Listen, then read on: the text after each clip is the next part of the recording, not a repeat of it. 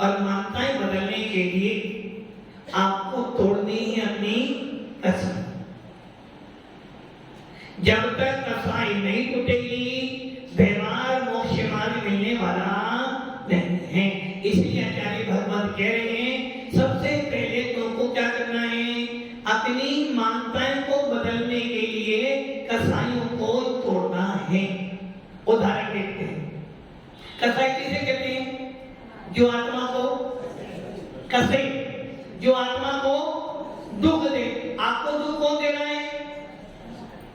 आपको दुख कौन दे रहा है? कसाई। आपको दुखी कौन कर रहा है? कसाई। किसकी कसाई? किसकी कसाई? अपनी या सामने वाले की? अपनी कसाई दुखी कर रही है।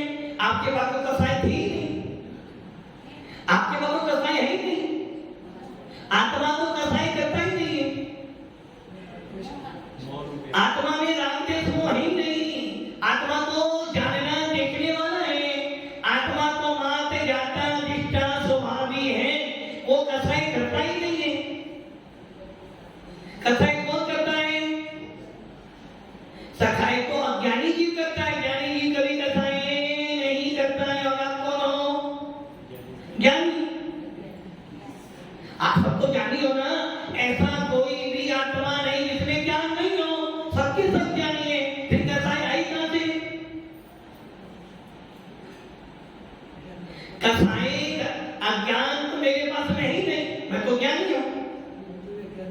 आत्मा का नाम क्या है? जानना। और तो कसाई आई कहां से? कसाई तो बाहर से तो आई नहीं। ये तो निश्चित है कसाई बाहर से तो, और अंदर से कसाई, अंदर से कसाई आ नहीं सकती, क्योंकि अंदर तो ज्ञान दर्शन सुख वीर्य भरा हुआ। जब जब आपका उपयोग अपनी आत्मा से हटता है तब तब आपके अंदर राग द्वेष की प्रवृत्ति उत्पन्न होती है।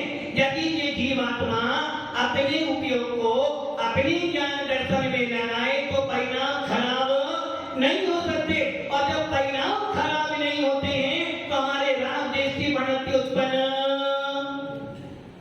आपका परिणाम खराब क्यों हुआ? आपने अपने उपयोग को बदला।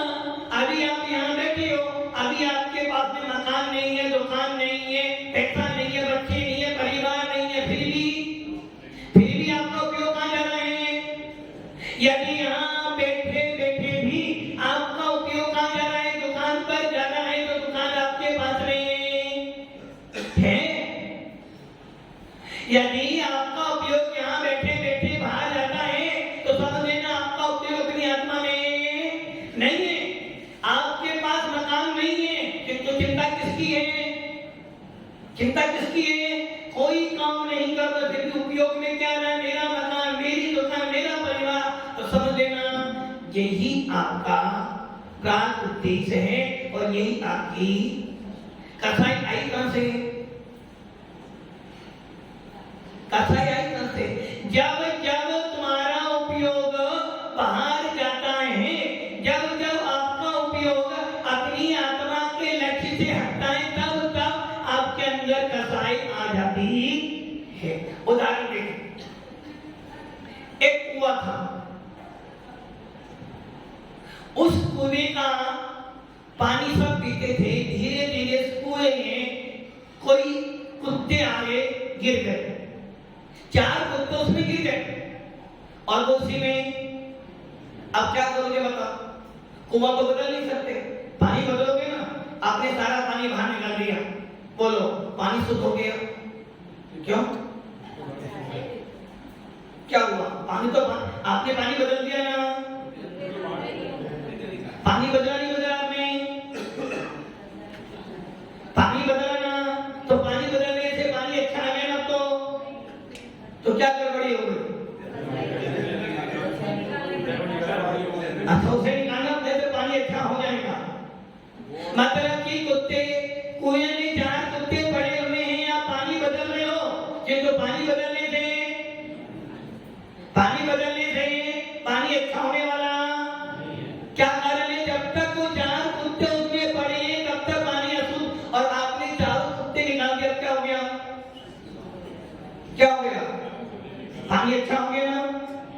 अब तो पानी अच्छा हो गया ना।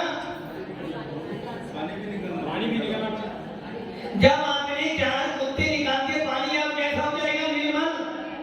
क्योंकि कारण क्या था? पानी में बदबू किस कारण आई?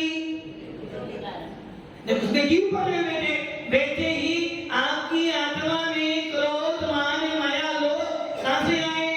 आप क्या कर रहे हो? शरीर बदल रहे हो, आप निमित्त बदल रहे हो, आप अपनी मान्यताओं को नहीं बदल रहे हो।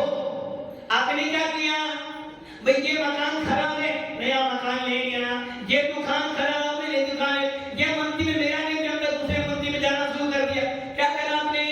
आपने मात्र वस्तु को बदला है, अपनी मान्यताएं नहीं छोड़ी है। उसी प्रकार जब तक आपके अंदर क्रोध मान माया लोभ बैठा रहेगा, तब तक आपके आत्मा का कल्याण होने वाला। कितने ही रूप बदल लेना, कभी श्रावक बनते हो, कभी श्रावक श्रेष्ठी बन जाते हो, कभी तो महाराज भी बन जाते हो, किंतु इससे फायदा क्या होगा? जब तक अंदर कसाई बैठी हैं, तब तक आपका कल्याण होने वाला। करना क्या है आपको? पानी बदलना है। कसाई बदलनी, सामने वाले की नहीं बदलनी है। सामने वाले की कसाई बदले तो मैं बदलूं, सामने वाला अच्छी तरह से बोले तो मैं अच्छी तरह से बोलूंगा, सामने वाला झुके तो मैं झुकूंगा। नहीं तो क्या हुआ?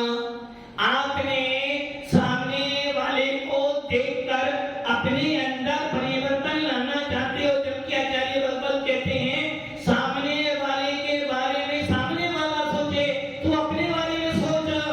किंतु अनादि काल से हम सामने वाले की तो चिंता करते हैं, अपनी चिंता। और यही कारण है कि हम अपनी मान्यताएं बदलने के लिए तैयार नहीं है, वस्तु बदलने के लिए तैयार, किंतु वस्तुएं बदलने से कुछ भी होने वाला। कल एक भैया ने पूछा था कि महाराज जी हम क्या राम को पूछ सकते हैं? क्या हम राम को मान सकते हैं? मैं तो राम को बहुत मानता हूं। तो मैंने कहा राम को तो मान सकते हैं। बोले महाराज आपने तो मना कर रहे थे नहीं जाना राम के मंदिर में, और ये लोग जा सकते हैं। अरे भैया वस्तु बदलने की जरूरत नहीं, वस्तु तो वही है ना। राम भी अलग है क्या? मात्र आपको वस्तु का स्वरूप देखना, अपनी मान्यताएं बदलनी है। राम हमारे लिए बदलीय पूजनीय हैं, क्योंकि राम मोक्ष में गए हैं। राम कहां गए? मोक्ष में गए। और जो जो मोक्ष में गया वो हमारे लिए, किंतु हमारे यहाँ मान्यताएं बदली जाती है, व्यक्ति नहीं बदला जाता है। व्यक्ति तो वही था, भगवान महावीर जी वही तो था, आदिनाथ के काल में था, वही महावीर की आत्मा थी। शेष की पर्याय में गया तब भी वही आत्मा थी, और जब उसने नारायण का पद प्राप्त किया जब भी वही आत्मा थी, और जब महावीर बने तो जब भी वही आत्मा थी। बदला क्या? आत्मा बदली क्या? सोनलाल की आत्मा बदली क्या?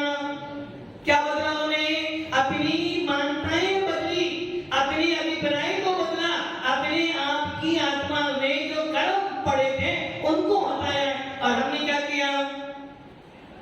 हमने क्या बदला? इस दुकान में लॉस होता, दुकान बदल दो। क्या बदला? आपने वस्तुएं बदली, तो अपने आप को नहीं बदला।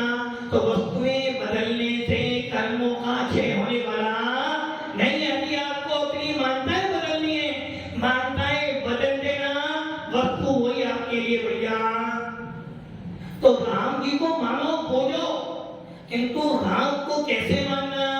हमारे वीतरा शास्त्र में शराबता की पूजा नहीं है, हमारे जैन शास्त्र में घरस्तों की पूजा नहीं है, हमारे जैन शास्त्र में तो वीतरागता की पूजा है, हमारे जैन शास्त्र में तो दत्तात्रेय की पूजा है, हमारे जैन शास्त्र में तो गुणों की पूजा है।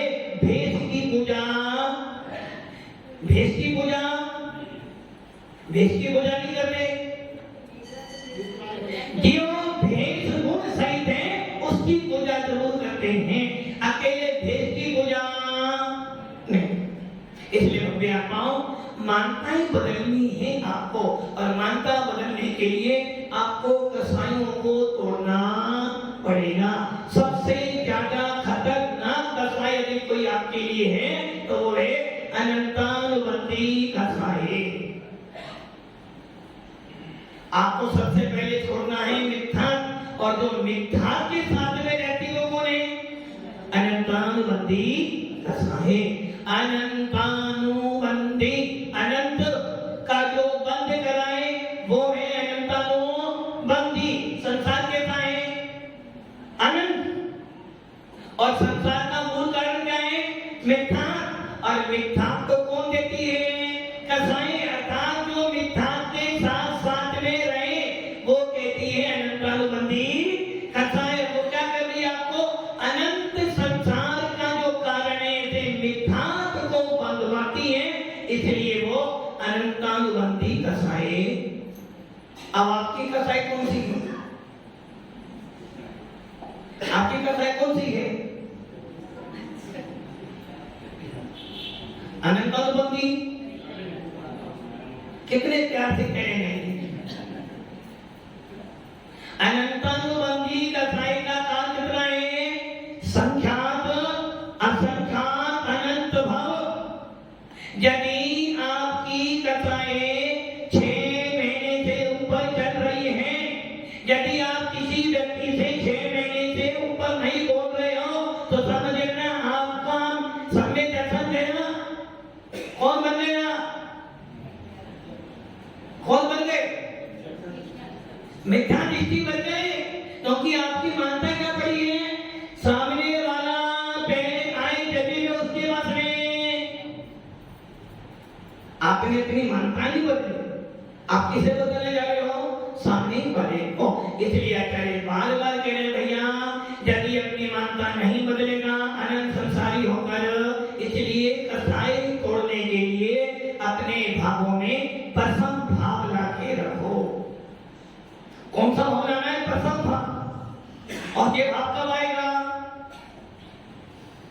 प्रथम भाव का मतलब कसाइयों की मंदता।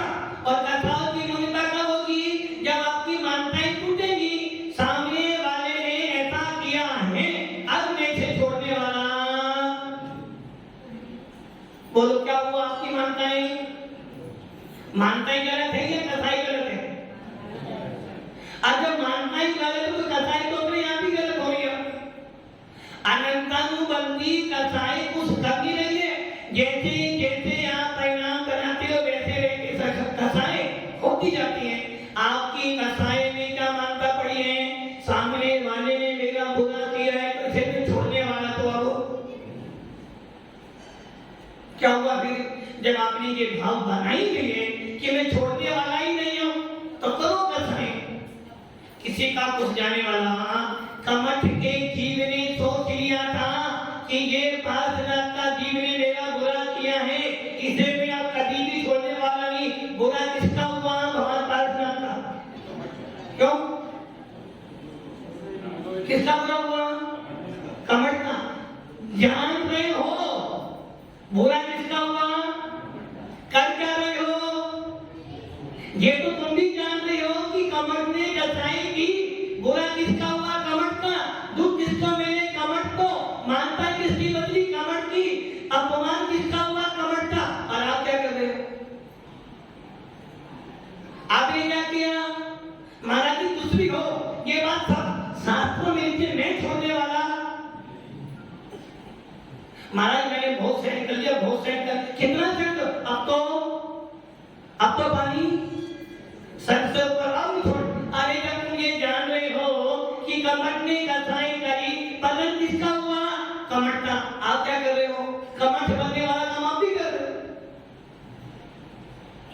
श्रीपाल ने मुनियों को कौड़ी बोला, बुरा किसका हुआ?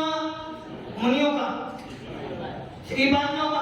कामदेव जैसा श्रीपाल को भी कोड़ हो गया।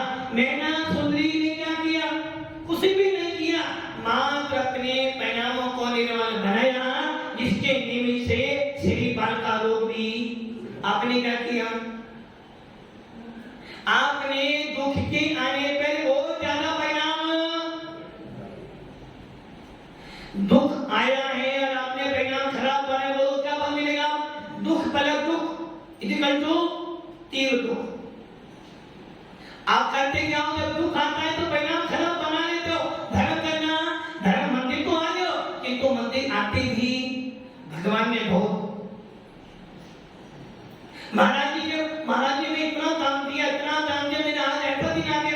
भाई तेरे परिणाम अभी भी खराब ही तो हो रहे हैं ना।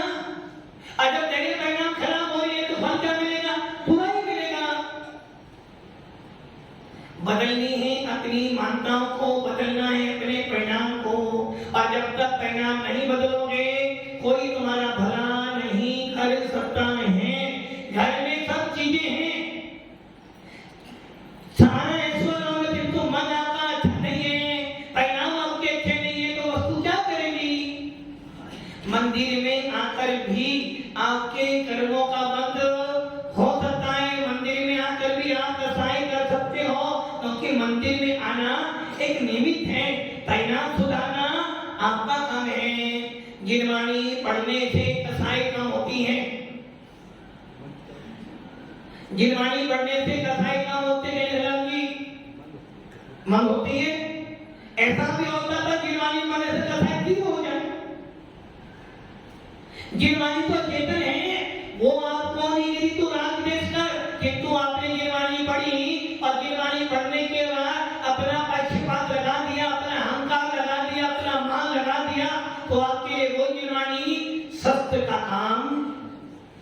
एक ही भगवान की मुक्ति देखने से किसी को सम्यक दर्शन हो गया और किसी को मिथ्या तीर हो गया। परिणाम किसके थे? तेरे बुरा किसने किया? बुरा किसने किया? ये तो नहीं बोलते, बाहर नहीं बोलते, बाहर तो उसने ही किया। अभी घर पर जाओ और घर पे जाकर अभी घर में कोई बात हो जाए, लड़ाई हो जाए और सामने वाला तुम्हें वो देख लिया, मैं जाकर तुम्हें हमेशा करेगा। ये क्यों नहीं सोचते भाई मेरे परिणाम में तो खराब बने ना, किंतु उस समय ये चिंता नहीं। यदि उस समय चिंता ना जाए तो क्या हो जाए? लड़ाई भई की वही, किंतु सामने वाले ने क्या सुनाई है तो 10 ब्याज कहीं पूरा चुकाना जब भी मेरी शांति मिलेगी। क्या हुआ? आप जितनी तीव्र परिणामों की खराबी करोगे उतना ज्यादा आपकी कसाई तीव्र होगी। इसलिए आचार्य कह रहे हैं अनंतानुबंधी कसाई सबसे ज्यादा खतरनाक है। वो क्या कर रही है? अनंतानुबंधी कसाई ने क्या बिगाड़ा आपका? अनंतानुबंधी कसाई ने क्या बिगाड़ा आपका? कुछ बिगाड़ा क्या? कुछ नहीं बिगाड़ा। क्या बिगाड़ा आपका? अनंतानुबंधी कसाई आपका सम्यक दर्शन का घात कर रही है। अनंतानुबंधी कसाई आपकी मान्यता को मजबूत कर रही है। अनंतानुबंधी कसाई आपके मिथ्या का पोषण कर रही है। अनंतानुबंधी कसाई आपको मोक्ष मार्ग से दूर कर रही है। अब दूसरा काम क्या कर रही है? जब गुणस्थान पढ़े थे उसने कहा था मोह और योग के निमित्त से आत्मा के दर्शन और 4 गुण की पर्याय को या मोह और योग के निमित्त से जो आपके दर्शन और 4 में तारतम्यता होता है गुणस्थान कहते हैं। और अनंतानुबंधी कसाई क्या कर रही है? आपके सम्यक का भी घात कर रही है और आपके चारित्र का भी घात कर रही है। महाराज जी मेरे परिणाम संयम के लिए बनते, मुझे मुनिराज अच्छे नहीं लगते, मंदिर तो आता हूं किंतु आना पड़ता है, तो समझे ना आपकी अनंतानुबंधी कसाई, अनंतानुबंधी कसाई आपकी बैठी है, इसलिए आपको मंदिर जाना। किंतु विषय कसाइयों में, विषय कसाई में सारा ही समय लग रहा। अब आप ये सोचे ना यदि आपका गिरवाणी पढ़ने में मन नहीं लगा है, यदि आपका दान देने में मन नहीं लग रहा है, या आपको अपनी आत्मा का चिंतन करना अच्छा नहीं लगा है, तो समझे कहीं ना कहीं मेरी अनंतानुबंधी कसाई का उदय है। इसलिए भव्य आत्माओं अपनी मान्यताओं को बदलो, अपने मिथ्याओं को तोड़ने का प्रयास करो। और वो मिथ्या किन कारणों से होता है? वो मिथ्या अनंतानुबंधी के हुआ और 5 प्रकार का तुम्हारा मिथ्या है। पहला संशय मिथ्या, एकांत मिथ्या, विपरीत मिथ्या, अज्ञान मिथ्या और विनय मिथ्या। और ये मिथ्या आपको अनंत संसार में घुमाता है। इसलिए आचार्य भगवंतों ने मिष्ठान के 5 भेद भी किए और 2 भेद भी किए। घरेज मिष्ठान और आघरेज मिष्ठान को तकवा सूत्र का पहला अध्याय तन्नी सर्गा दधी गमावा। इसका क्या हुआ? तद्वे में मैंने सम्यक दर्पण 2 प्रकार का। कौन कौन सा? नैसर्गिक सम्यक दर्पण और अधिगमन, अर्थात स्वाभाविक सम्यक दर्पण और पर उपदेश से होने वाला अधिगमन और नैसर्गिक वैसे मिथ्यात्व भी 2 प्रकार का। कौन कौन सा? घड़ित और अथवा नैसर्गिक मिथ्यात्व और अधिगमन मिथ्यात्व। काफी बाकी सम्यक मिथ्यात्व पता कौन सा हो गया? घड़ित मिथ्यात्व और आप ये तो सब जानते हैं, किंतु 2 प्रकार का मिथ्यात्व हो गया, नैसर्गिक और अधिगमन। अधिगमन मतलब जो बाहर से आप कहां से आए? कहां से आए? बाहर से तो आए हो ना। मंदिर कहां से आए? कहां से? बाहर से आए। कहां से हो आप? अरे घर से तो आए ना। घर तो तुम्हारा वो भी तो पानी है ना। आपका है क्या? आपका क्या है? कुछ भी नहीं। अरे है बहुत कुछ है मेरे पास। मेरे पास जितना है उतना तो किसी के पास भी नहीं है। मेरे पास ज्ञान है, दर्शन है, सुख है, वीर्य है। अनंत गुणों का स्वामी कौन है? कौन? आत्मा। आप नहीं हो। अनंत गुणों का स्वामी कौन है? आत्मा। आप नहीं हो।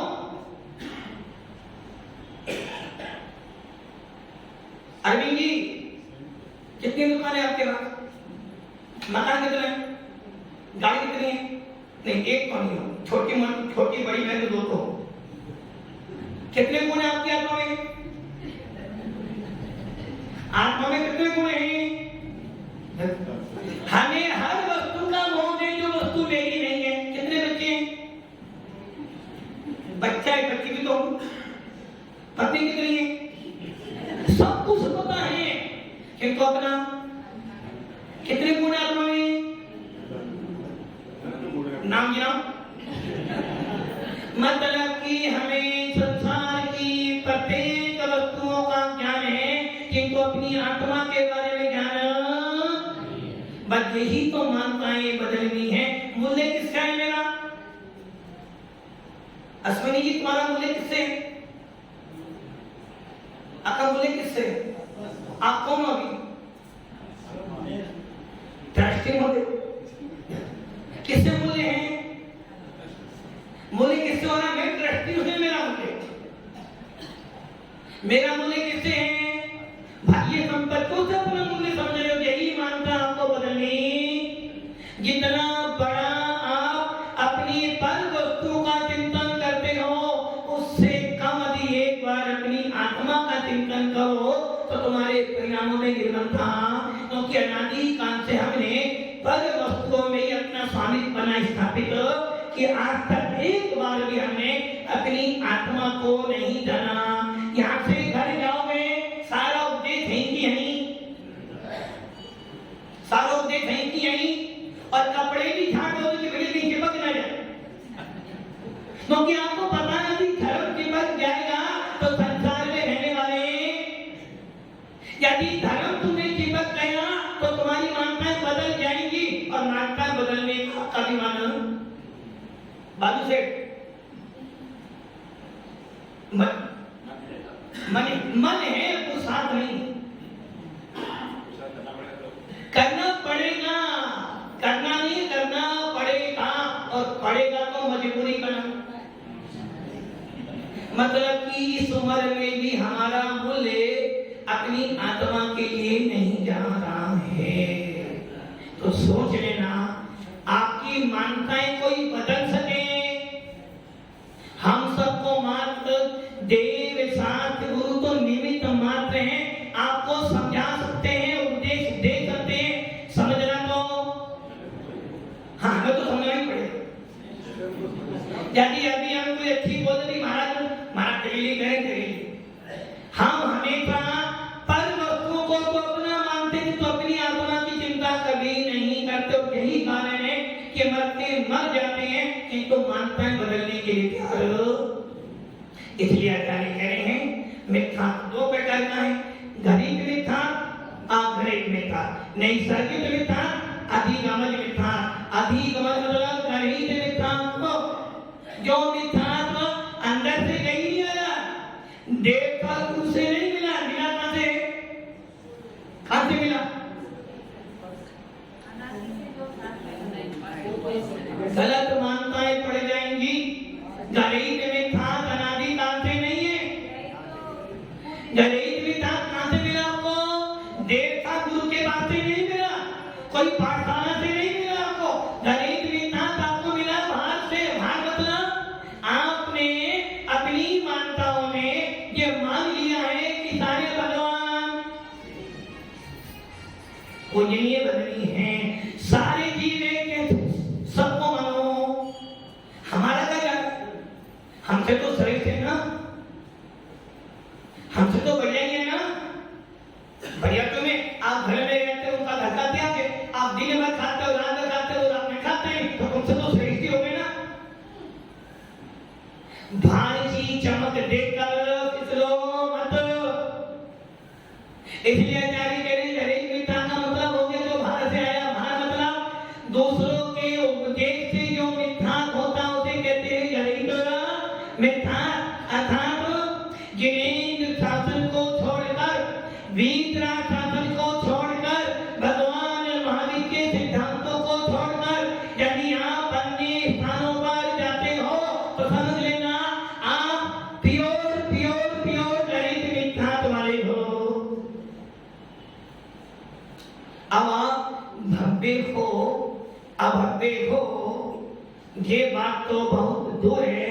आप जैन हो, आप जैन हो, आप जैन हो, डाउट है। यदि आपकी मान्यताएं अन्य मंदिरों में पड़ी हैं, यदि आप अन्य मंदिरों में जाते हो तो आपके नाम के पीछे जैन नहीं देखना। यदि आपकी मान्यताएं ये हैं भगवान भगवान एक समान, तो समझ लेना हमारी हाथ जोड़ने में जाता क्या है? सर झुकाया तो नहीं जाता रहा, हमसे तो बढ़िया ही है ना। तो समझ लेना आपकी मान्यताएं गलत हैं, तो आप मिथ्या दृष्टि हो। कौन सा मिथ्या? गणित मिथ्या। अब आप सम्यक दृष्टि तो बहुत दूर की बात है। आप सबसे पहले ये निर्णय करने कि आप गणित मिथ्या वाले हो या आप गणित मिथ्या वाले हो। बुरा कौन सा है? वो तो बाहर से है। बुरा कौन है? घर वाला बुरा है, बाहर वाला बुरा है? बुरा कौन है? बाहर वाला। देखो फिर भी मानता क्या पड़ी है, हम तो अच्छे को कोई बुरा। बुरा कौन है? सामने वाला। दो प्रकार का मिथ्या है, गणित मिथ्या तो गणित। बुरा कौन सा है? आशीर्वाद की बुरा कौन सा है? कौन सा? गणित। क्या गणित? गणित। सोच लो। अरे भैया सबसे खतरनाक गणित मिथ्या, सबसे ज्यादा खतरनाक, जो कि वो आपकी मान्यता बदलने नहीं दे रहा ना। महाराज जी कुछ भी हो गया मैं तो वहां जरूर, आपको हार लेना हो तो लो, वरना मैं तो वहां छोड़ नहीं सकता। उसी में 50 साल से गुजरा। तो बुरा कौन कर रहा होगा? गणित मिथ्या।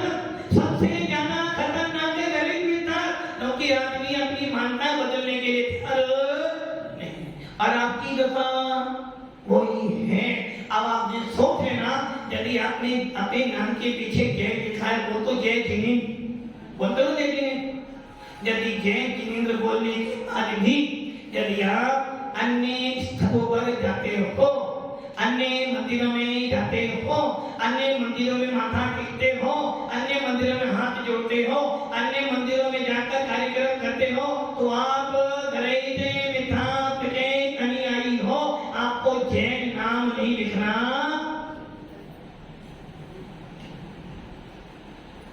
बड़ा कठिन काम है। तो जैन बनना इतना सरल नहीं। जब जैन कुल में आना इतना सरल नहीं है, तो सम्यक दर्शन तो और ज्यादा कठिन है। मात्र मंदिर में देना, महाराज को ले आना, छोड़ देना, ये सम्यक दर्शन नहीं है। ये तो लौकिक व्यवहार चलता है। अब क्या करना आपको? अपनी मान्यताएं बदलनी हो तो सबसे पहले घृत मिथ्या को छोड़ना होगा, और घृत मिथ्या छोड़ने के लिए आपको अपनी कसाइयों को तोड़ना पड़ेगा। और अगर कसाई नहीं तोड़ी, कमत ने किया बार बार मैं अपनी आपकी मानता, इसीलिए मेरा बुरा किया, इसीलिए मेरा बुरा करा, इसीलिए मेरा बुरा करा, और ऐसा करते करते 10 बार। इसलिए आपको अपनी कसाई तोड़ो, अपनी मान्यताएं बदलो और अपना मोक्ष मार्ग प्रशस्त करो। ओम नमः शिवाय।